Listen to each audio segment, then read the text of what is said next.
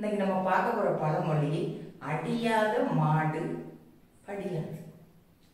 அப்ப நம்ம என்ன நினைப்போம்னா வயல் விடுவாங்க, சிலவங்க ஒரு சாட்டகம் வச்சிருப்பாங்க.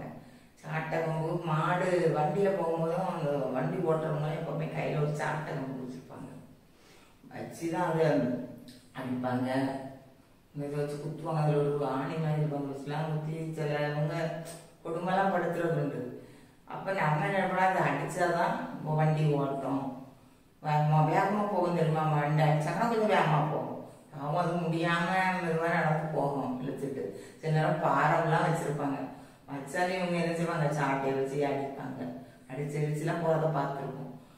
அப்ப நம்ம நினைச்சுக்கிறது இந்த அடிச்சாதான் அது வேலை செய்யும், வேகமா போகும். அடியாத மாடு படியாது, படியாதுன்னா கீழ்படியாது அப்படின்னு சொல்லி நம்ம நினைச்சுக்கிறோம்.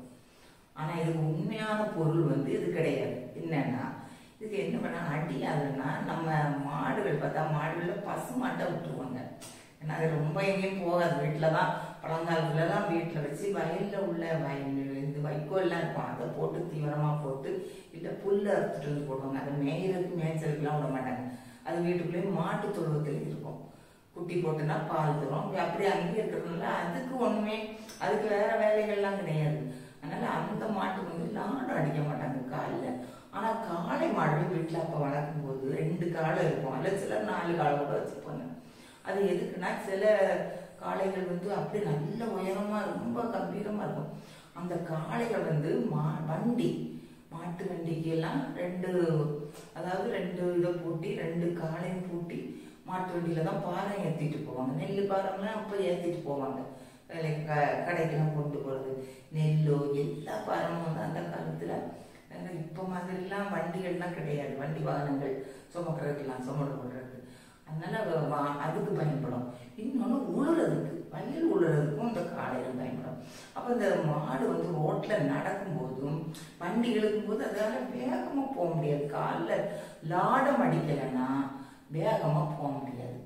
ஏன்னா லாடம் நமக்கெல்லாம் செருப்பு போடுற மாதிரி தான், மாட்டுக்கு செருப்பு பண்ணி போட முடியாது. அதனாலதான் மாட்டுக்கு என்ன செய்வாங்கன்னா, லாடம் அடிச்சு விட்டுருவாங்க காலில். அதாவது 4 காலிலையும் என்ன செய்வாங்கன்னா, அதாவது 2 அந்த குழம்புகள்ல, காலில் உள்ள குழம்புகள்ல அந்த இரும்பால அந்த குழம்புகள் வடிவத்தில் உள்ளதை வச்சு ஆணி வச்சு அடிப்பாங்க. அது உண்மையிலே மாடுகளுக்கு வலியை கொடுக்கும், வலிதான் கொடுக்கும் எப்படின்னாலும். ஆனா இப்படி அடிக்கலைன்னா மாடுகளால என்ன செய்ய முடியாது, வயல் விழும்போது வேகமா அந்த நிலத்துல கால் பதிச்சு நடக்க முடியாது.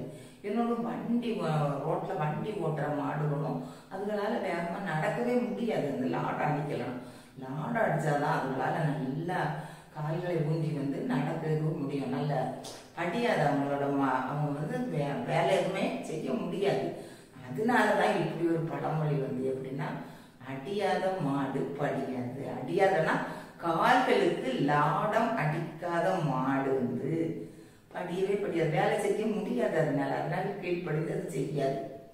இதற்கான இந்த பழமொழிக்கான அர்த்தம் இன்னைக்கு நம்ம தெரிஞ்சுக்கிட்டோம். இப்படிதான் ஒவ்வொரு பழமொழியும் தெரிஞ்சு அதோட வார்த்தைகள், அந்த அர்த்தங்களும் தெரிஞ்சிருது. இந்த பழமொழியில அதோட அர்த்தமே பொருளே மாறுபட்டு நம்ம நினைச்சுக்கிட்டு இருந்தோம். இதோட வார்த்தைகள் மாறல, பொருள் தான் மாறி இருக்கு இந்த பழமொழியில. வணக்கம்.